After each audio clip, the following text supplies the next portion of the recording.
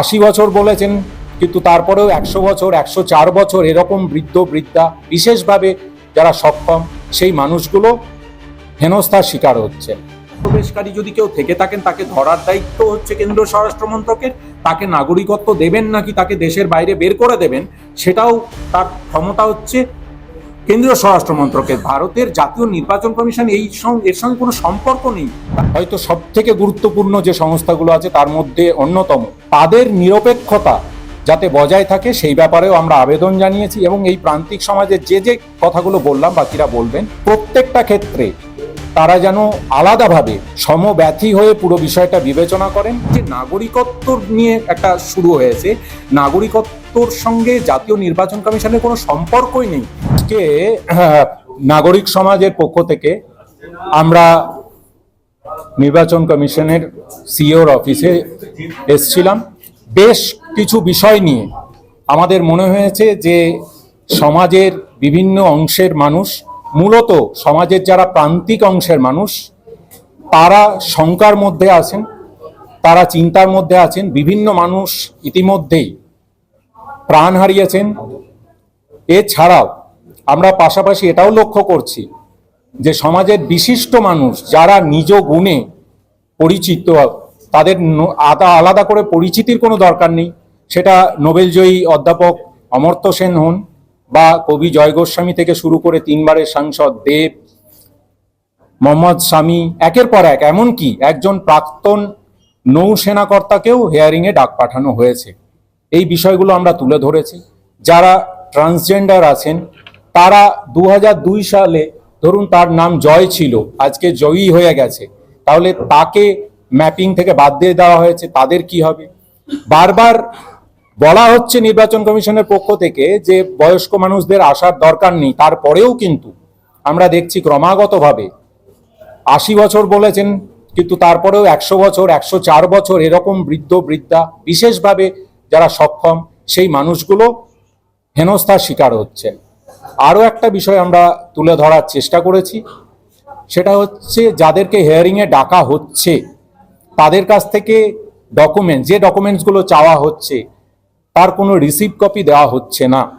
এই বিষয় নিয়ে আলোচনা হয়েছে। ধরুন কোনো তর্কের খাতিরে, টেকনিক্যাল কারণে যদি তারা পরবর্তীকালে আবার বাদ চলে যায়, তাহলে বাদ চলে গেলে তাদের কাছে কিন্তু কোনো প্রমাণ হিসাবে আর কোনো তথ্য থাকছে না। তাহলে তাদের হাতে উপায় থাকবে আবার অ্যাপিল করার জন্য। এখনো অবধি যা ঠিক আছে, 16ই ফেব্রুয়ারি ফাইনাল লিস্ট পাবলিশ হবে, তারপরে তারা অ্যাপিল করবেন, তারপরে তারা ভোট আদৌ দিতে পারবেন কিনা, তারা তাদের অধিকার থেকে যদি বঞ্চিত হন তাহলে সেটা চিন্তার বিষয়। আমরা মনে করি ভারতের জাতীয় নির্বাচন কমিশন একটি নিরপেক্ষ সংস্থা এবং সংবিধানের হয়তো সব থেকে গুরুত্বপূর্ণ যে সংস্থাগুলো আছে তার মধ্যে অন্যতম। তাদের নিরপেক্ষতা যাতে বজায় থাকে সেই ব্যাপারেও আমরা আবেদন জানিয়েছি। এবং এই প্রান্তিক সমাজের যে কথাগুলো বললাম বাকিরা বলবেন, প্রত্যেকটা ক্ষেত্রে তারা যেন আলাদাভাবে সমব্যথী হয়ে পুরো বিষয়টা বিবেচনা করেন সেটা তারা দেখবেন বলেছেন। এবং বলেছেন যে আমাদের যে ডেপুটেশন সেটা ভারতের জাতীয় নির্বাচন কমিশনের অফিসে পাঠানো হবে। এবং এখনো অবধি বেশ কিছু জিনিস তারা অ্যাড্রেস করেছেন, বাকি যেগুলো করতে পারেননি সেগুলো নিয়েও আলোচনা করবেন, সেই কথা ওনারা দিয়েছেন। জাতীয় নির্বাচন কমিশনের সঙ্গে একটা ভিসিতে আছেন, সেই জন্য ডেপুটি সিইও দেখা করেছেন। এবং যেটা আমি প্রথমেই বললাম যে আমাদের এই প্রতিনিধি দল যা যা বলেছেন প্রত্যেকটা বিষয়ই জাতীয় নির্বাচন কমিশনে পাঠিয়ে দেওয়া হবে, আমাদের এই ডেপুটেশনের কপিও পাঠিয়ে দেওয়া হবে। এবং প্রত্যেকটা বিষয় যাতে তারা চিন্তা ভাবনা করে দেখবেন এখান থেকে আরো বেশি কিছু বের করা যায় কিনা, যতটা রিলিফ দেওয়া যায়। তবে এসআইআর এর বিরোধিতা নিয়ে উনি যেটা বললেন, আমি সঙ্গে একটা কথা পরমব্রতর সঙ্গে অ্যাড করব, সেটা হচ্ছে এসআইআর এর সঙ্গে নাগরিকত্বকে জুড়ে দেওয়ার প্রথম থেকে যে ট্রেন্ড তৈরি হয়েছে তার ফলেই আজকের এরকম একটা মেস। আপনারা মনে করে দেখতে পারবেন না, এখানে সংবাদ মাধ্যমের এতজন মানুষ আছেন, 2002 সালে যখন লাস্ট এসআইআর বলে ওরা বলছে, কোট আনকোট এসআইআর এর মধ্যে আবার অন্য আছে, ডিটেলসে যাচ্ছি না, 1950 সালে জনপ্রতিনিধিত্ব আইন 21 নম্বর ধারা ইত্যাদি প্রভৃতিতে। কিন্তু সেই সময় দাঁড়িয়ে কি শুনেছিলেন যে 70 জন মানুষ মারা গেছেন? নর্মালি বিএলওরা গেছিলেন, সেখানে চেক করেছেন, তিনি ওই বাড়িতে থাকেন, তিনি ভোটার, সেখানে নাম তুলেছেন। এই যে নাগরিকত্ব নিয়ে একটা শুরু হয়েছে, নাগরিকত্ব নাগরিকত্বর সঙ্গে জাতীয় নির্বাচন কমিশনের কোনো সম্পর্কই নেই।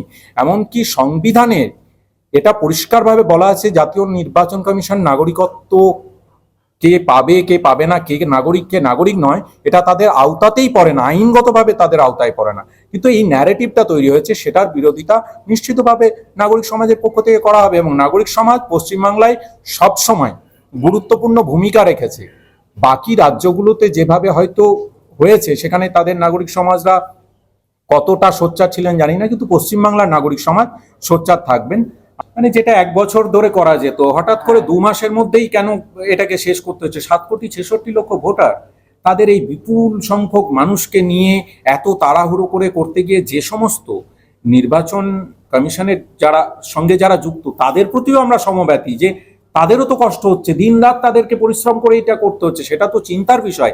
আজকে সেটা করতে গিয়ে তাদের মধ্যে যারা মানসিকভাবে চাপ নিতে পারছেন না, অসুস্থ হয়ে পড়ছেন, এমনকি কিছু লোকজন প্রাণও হারিয়েছেন, এইগুলো তো দুঃখজনক। একজন স্বাধীন দেশের, আমাদের ভারতবর্ষের গণতন্ত্রের যে মহিমা, সংসদীয় গণতন্ত্রের, সেখানে এই বিষয়গুলো নিয়ে কথা বলার তো প্রয়োজন আছে, আলাপ আলোচনার প্রয়োজন আছে, সেগুলোই করা হয়েছে।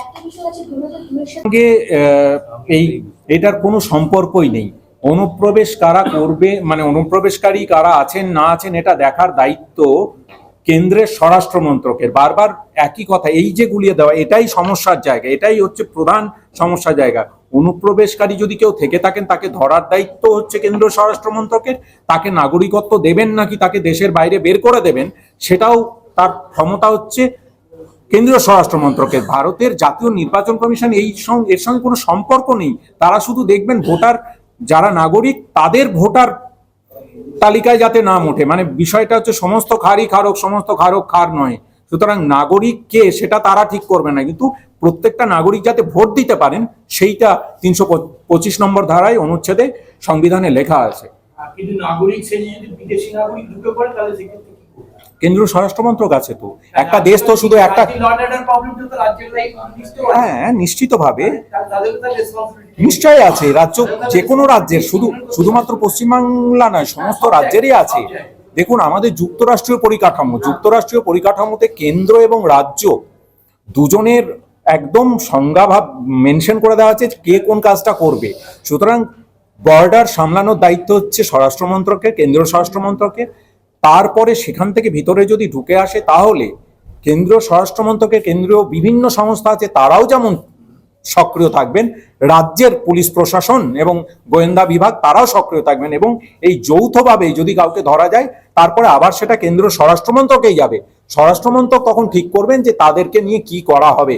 এই সম্পূর্ণ অধিকারটা কেন্দ্রীয় স্বরাষ্ট্র মন্ত্রকের। আরো ভালো ভালো খবর দেখতে সাবস্ক্রাইব করুন বাংলা হান্টের ইউটিউব চ্যানেল। বাংলা হান্টের আরো খবর দেখতে নজর রাখুন। বাংলা খবর মানেই বাংলা হান্ট।